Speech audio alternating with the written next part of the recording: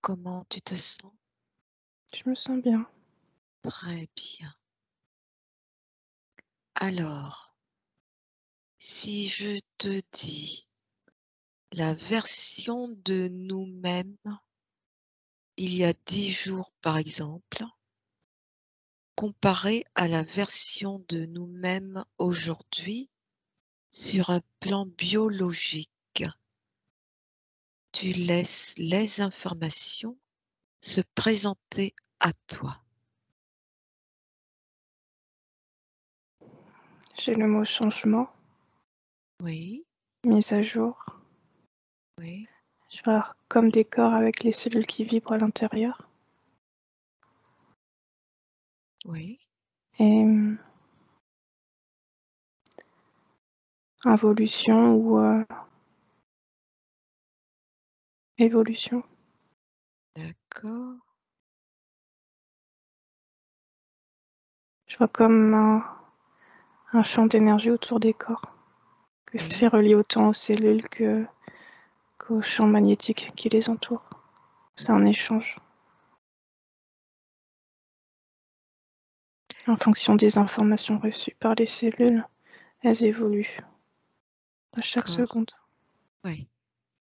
Donc nos cellules évoluent, soit en involution, soit en évolution. Oui. D'accord. Qu'est-ce que tu peux rajouter d'autre par rapport à ça? En involution, ça va être une cellule qui va stagner, qui va s'atrophier, qui va mourir et qui va pas réussir à vibrer comme les autres cellules du corps. Et une évolution, c'est une cellule qui va augmenter en capacité vibratoire et qui va plus s'expandre, qui va pouvoir se multiplier davantage et donner du coup à l'organisme plus de protéines, plus d'ADN, donc plus de récepteurs pour capter d'autres énergies autour. Mmh.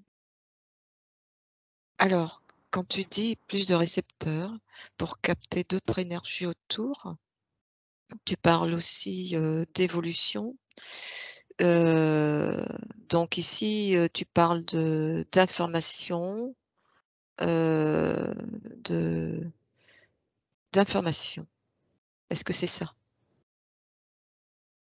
Oui, Oui, d'informations qui viennent permettre aux cellules de stagner ou d'involuer, c'est voilà, ça? tout dépend de leur environnement et des informations qu'elles reçoivent, que ce soit sur le plan biologique, sur le plan de la matière que sur le plan subtil.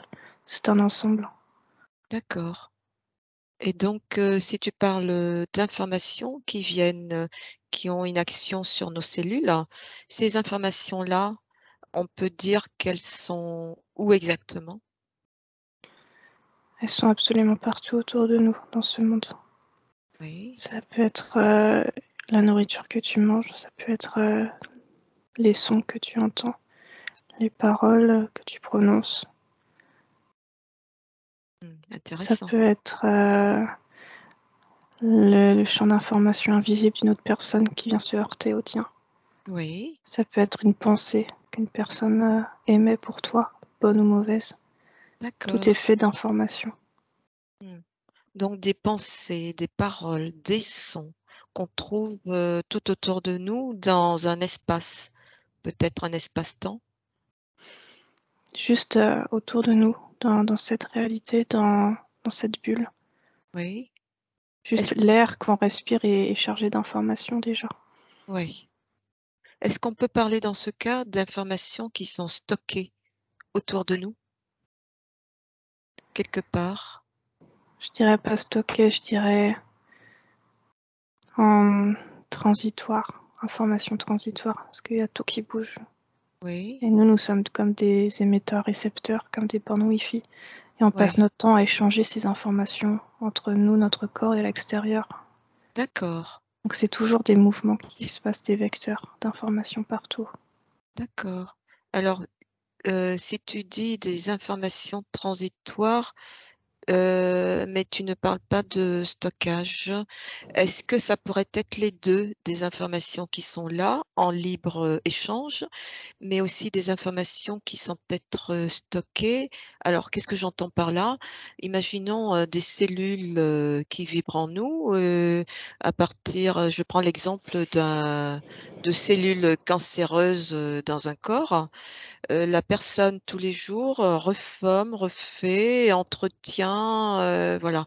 Est-ce qu'on peut dire que c'est des informations aussi, puisque tout est information, qu'elle stocke quelque part et qui ne bouge pas, qui n'évolue pas? Ben justement, avant que tu en parles, je voyais, des informations stockées à l'état végétatif dans les cellules du corps, dans l'ADN du corps, comme enfermées dans l'ADN, et ces informations ne peuvent pas transiter, ne peuvent pas soit évoluer, soit involuer. Elles sont juste là, latentes dans l'ADN D'accord. d'une personne. Et il y a des personnes qui peuvent déclencher ces informations, les réveiller pour qu'elles Mmh. puissent se modifier, Mmh. et soit évoluer, soit involuer. D'accord. Heu et donc heu ces informations qu'on puise, autour de nous, dans cet espace qui est un on va dire, un peu comme une bibliothèque, d'échange, cet échange-là, pour pouvoir, évoluer ou involuer, est-ce que ces informations passent par l'ADN? Oui, Qu'est-ce que tu as comme autre information par rapport à ça? c'est que c'est l'histoire de l'émetteur-récepteur, c'est nous en fait. Et nous sommes faits d'ADN, nous sommes juste notre entièreté est une borne de récepteur d'information et d'émetteur d'information par l'ADN. D'accord, Donc ça passe par nous. Notre ADN traite l'information, la rejette ou l'intègre, d'accord. et ensuite évolue. Le corps évolue avec ça, les cellules évoluent selon l'information qu'il a traitée et intégrée Mmh. de cette bibliothèque générale autour de nous. Donc en fait, il s'agit de notre propre bibliothèque, mais aussi de la bibliothèque qu'il y a tout autour de nous. Il suffit juste d'aller puiser. Voilà. Nous sommes chacun une petite bibliothèque, mais qui peut être aussi ouverte et consultée par une autre personne. Alors, dans ce sens-là, est-ce qu'on peut dire que on modifie notre biologie, tous les jours? Oui, tous les jours, par la qualité des informations que l'on émet et que l'on reçoit. Oui. Et ça passe par toutes sortes d'informations. Alors quand je dis on modifie, ça peut être dans un sens comme dans un autre. Oui, Donc cette, mémoire interagit, avec qui on est, récepteur, émetteur. voilà. La qualité que tu mettras dans les informations que tu vas émettre ou recevoir dans ta bibliothèque va déterminer comment tes cellules vont évoluer. Si tu D'accord. fais le choix d'émettre et de recevoir des informations de moindre qualité, tes Mmh. cellules vibreront à, à la fréquence de cette qualité appauvrie. Mmh. Et bien là, tu as prononcé quelque chose qui me paraît, important. Tu parles de choix.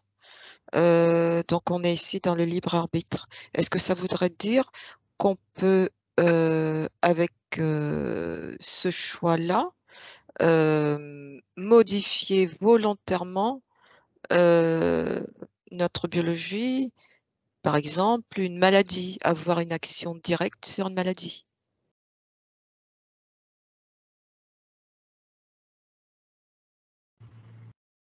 Une maladie peut avoir différentes origines.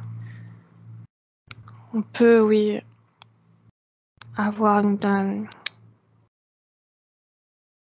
avoir un... Je trouve pas mes mots. Oui, avoir, la volonté, heu,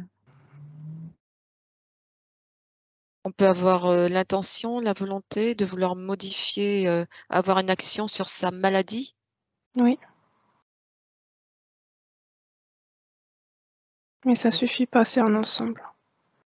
oui, Parce que les c'est-à-dire? informations sont autant d'origine intangible que tangible. Mmh.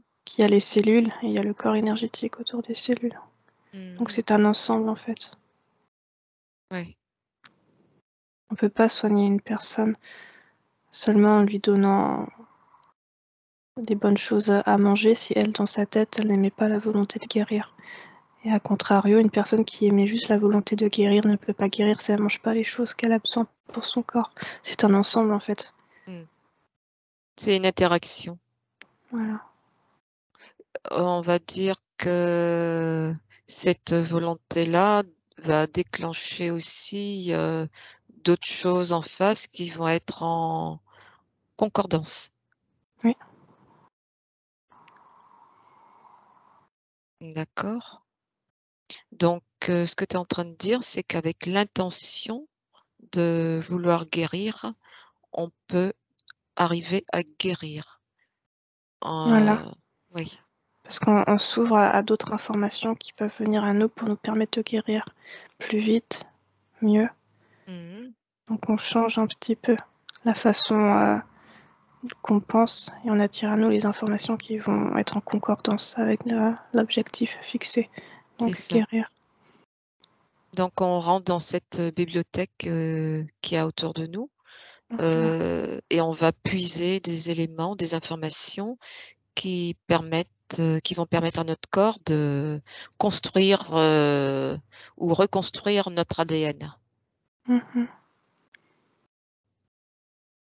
Je vois comme l'ADN, même s'il est en phase d'involution chez une personne, à un moment donné, il ne peut plus évoluer.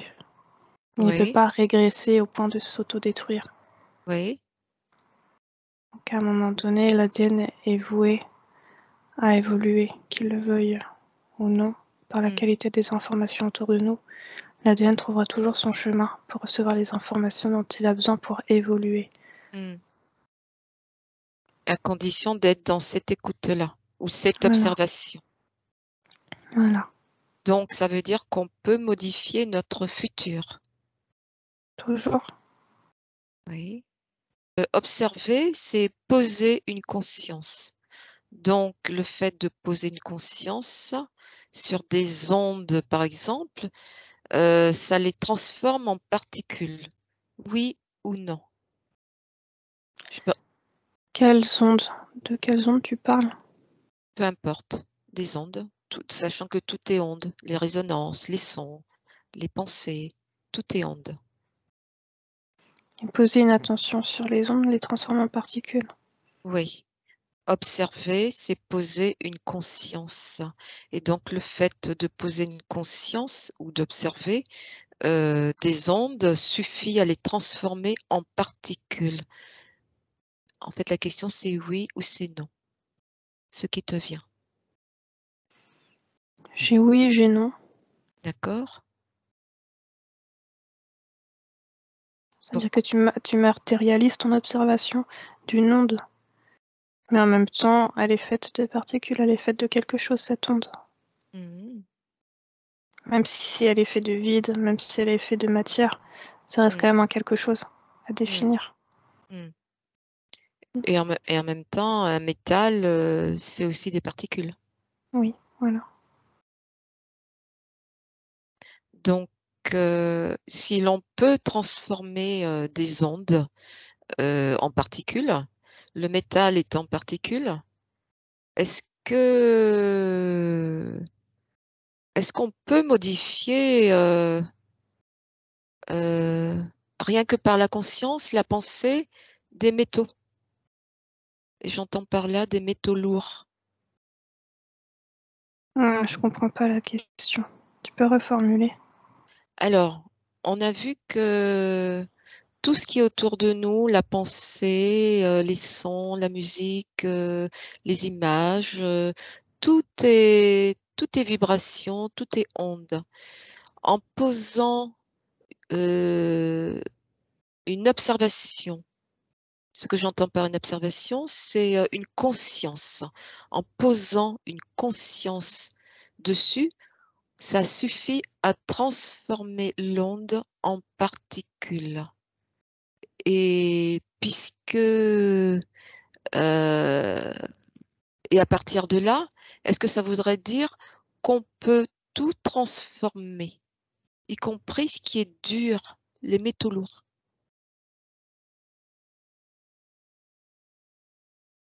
Ça suffira pas, ça suffit pas de juste poser une conscience. Oui. Comment dire? Tout est fait. À la fois tout existe, mais tout n'existe pas. Mmh. Nous, on définit le monde qui existe avec nos perceptions, dans Mmh. la matière. Et Mmh. toute cette matière autour de nous est faite principalement de rien, en fait, d'espace, de vide. Donc en fait, on définit ce qui est particule, on définit ce qui est onde selon notre perception ici, dans ce monde-là, qui est déjà biaisé, qui n'est pas entièrement ouverte à ce qui se passe ailleurs.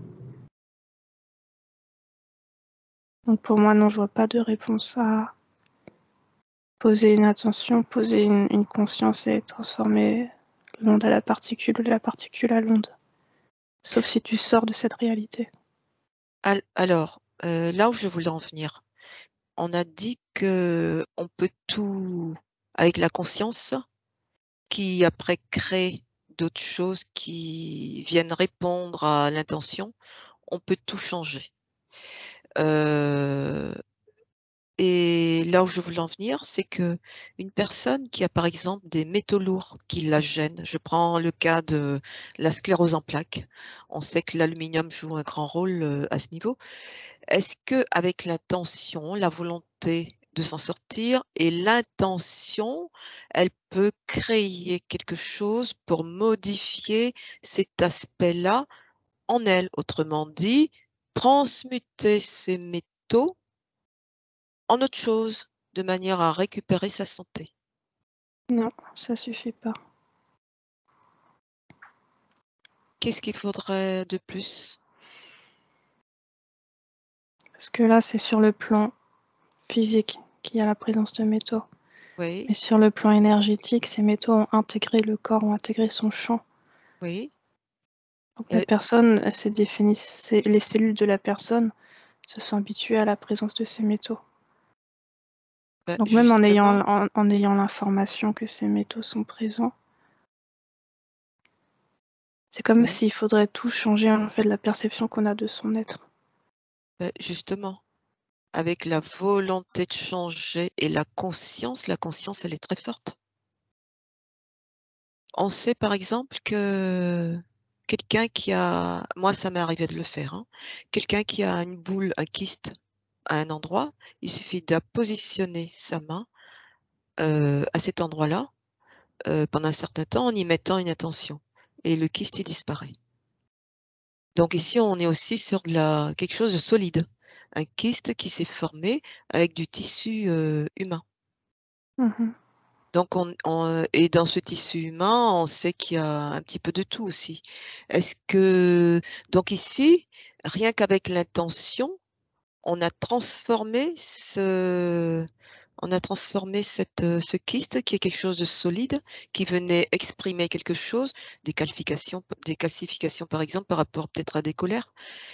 Et je suppose que l'on peut appliquer aussi ça à tout, sans limite,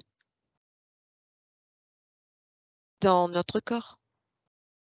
C'est possible à condition d'avoir la conscience faite pour. C'est ça, c'est une histoire de conscience Une et histoire d'ADN. oui, Plus ton ADN est ouvert pour émettre et recevoir de l'information, plus ta c'est conscience ça, sera grande aussi. c'est ça.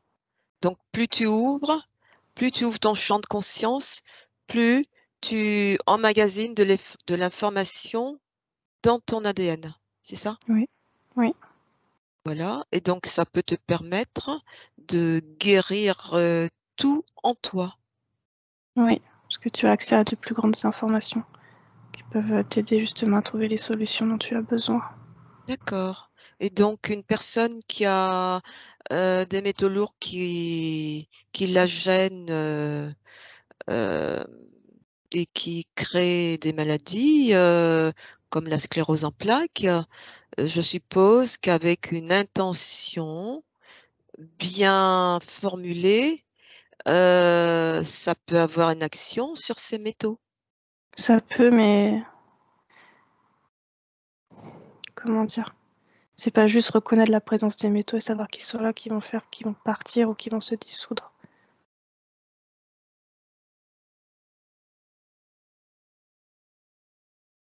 Je sais pas si c'est clair. C'est-à-dire que c'est un ensemble, en fait, c'est pas que une onde qui va agir sur une particule, c'est un ensemble, en fait. C'est un ensemble de choses. Il y a la matière et il y a l'énergie autour de cette matière. C'est ça. Là, la matière, c'est les métaux lourds. Il y a une Mhm. énergie autour, c'est pas juste cette énergie qui va faire bouger la matière. C'est ça. C'est quand même aussi ce principe important qu'on appelle la conscience. C'est ça? Qu'est-ce Un que peu. tu peux dire par rapport à ça? La conscience permet tout. Est-ce que La conscience permettra que tu reçoives les informations nécessaires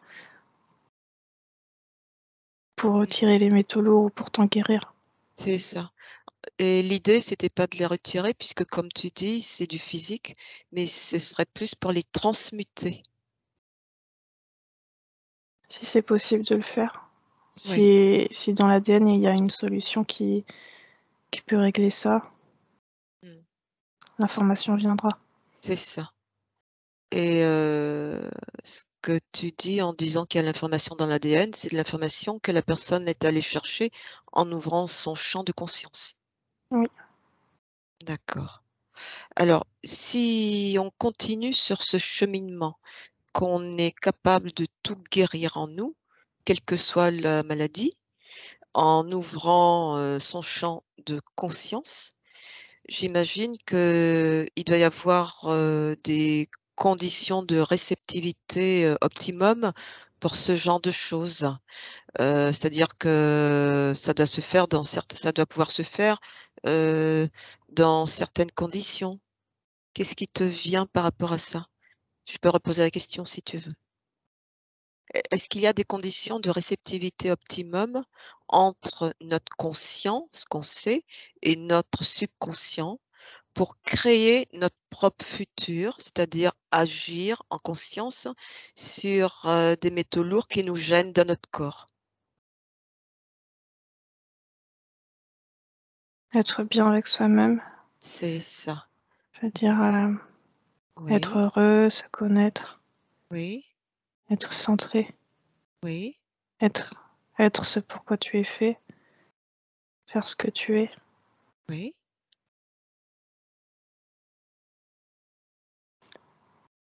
Et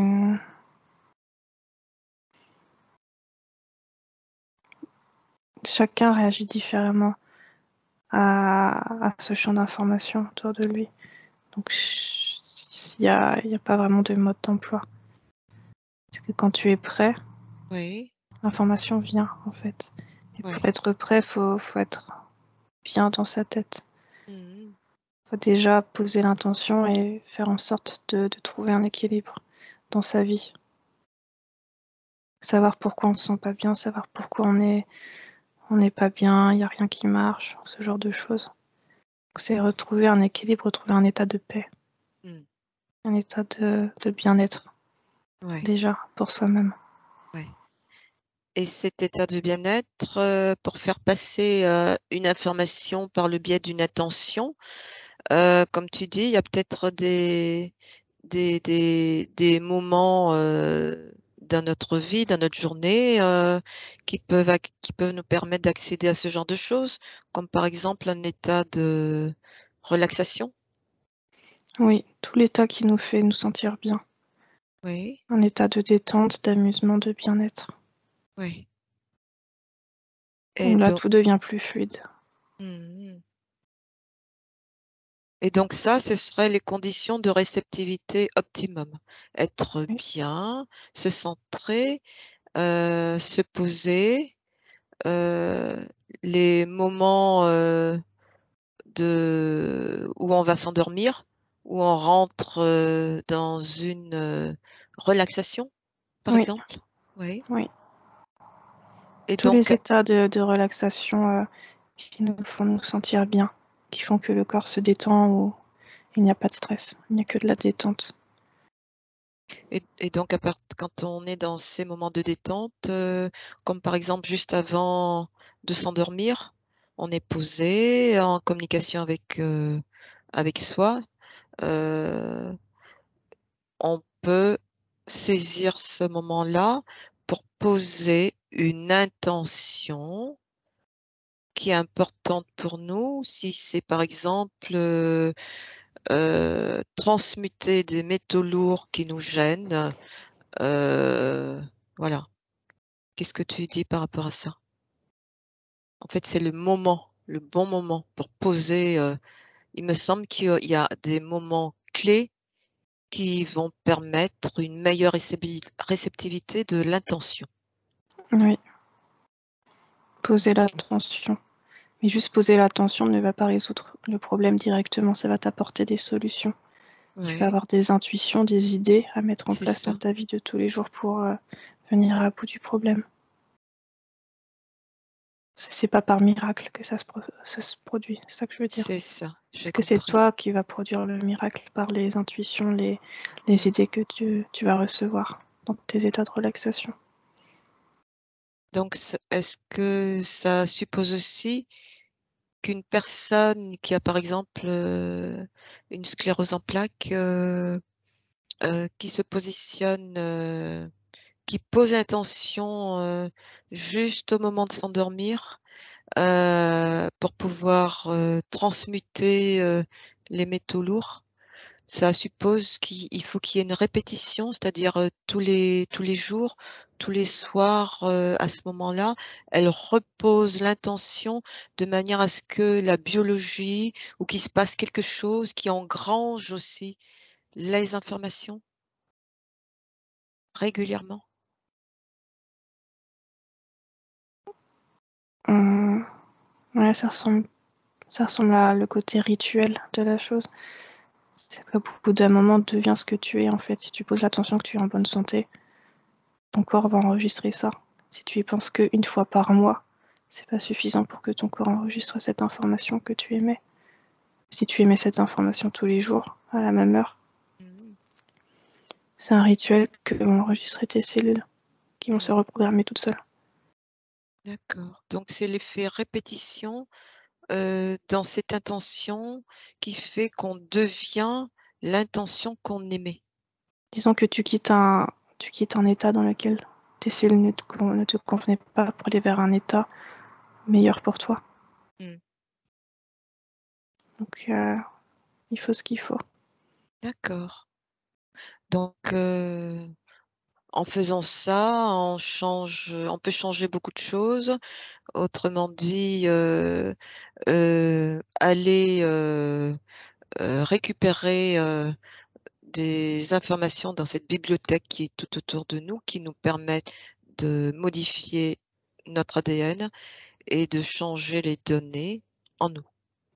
Oui, Et ça, c'est valable pour tout. Là, j'ai pris l'exemple de sclérose en plaques, mais je suppose que quelqu'un qui s'est fait vacciner, contre son gré, qui se rend compte qu'il a des difficultés, il peut très bien aussi aller dans cette conscience-là pour pouvoir déployer un principe de vie, l'activer en lui, pour pouvoir transmuter ces métaux lourds, qui le gênent aussi.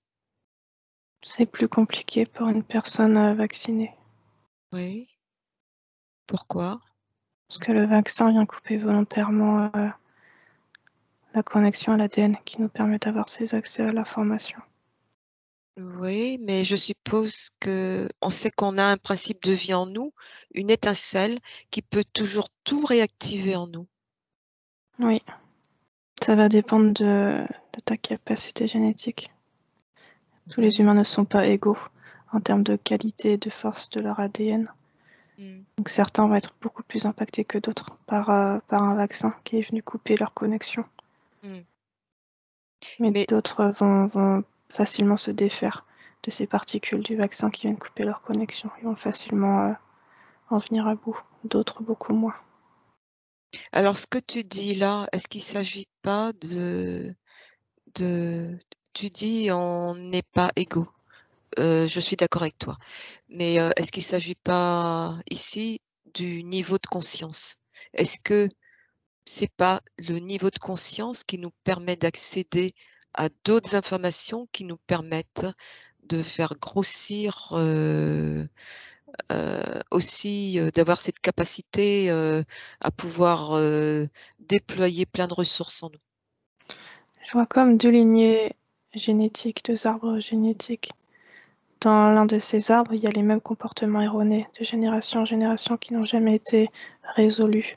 Ces mêmes comportements, du coup, par la pensée émise, restent dans les cellules qui les font évoluer. Donc l'ADN stagne. Mm. Tandis que dans une autre génétique, où génération après génération, les comportements ont évolué, se sont modifiés, ont émis de meilleures pensées, de meilleures informations, vont venir encoder les cellules, venir encoder l'ADN pour qu'il se déploie plus. Donc ouais, le niveau de conscience joue un rôle direct sur l'expansion de l'ADN, c'est-à-dire son involution ou son évolution. C'est ça.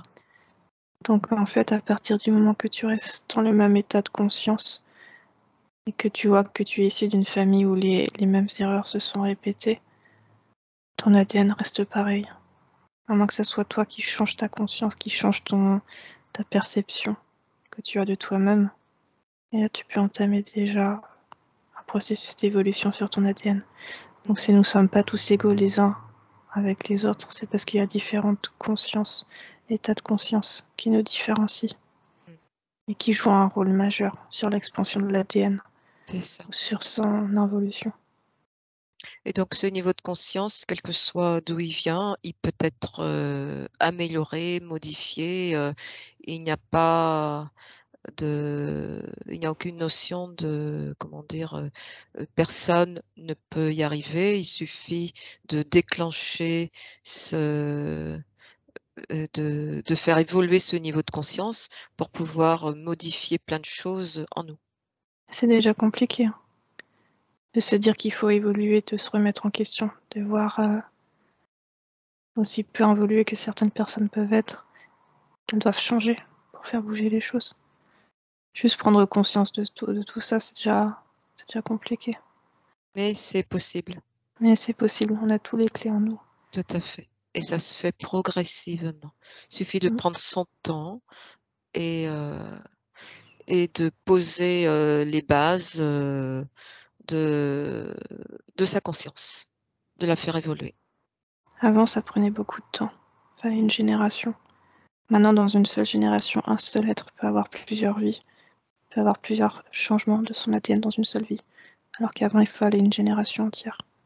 Il y a tout qui s'accélère. Ok. Est-ce que Donc, on va terminer sur cette note positive pour tous ceux qui ont des problèmes en eux.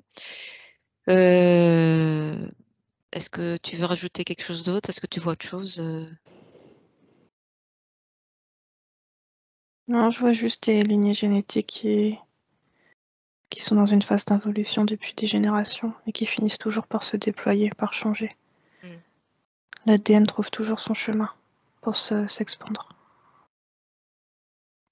Et on peut rajouter aussi que pour des personnes qui commencent par se poser des questions sur ce qui leur arrive, des gènes dans leur corps par exemple ou autre, il y a aussi différents moyens qui peuvent amorcer l'ouverture de ces niveaux de conscience. Ça peut être par exemple l'hypnose régressive telle on la pratique.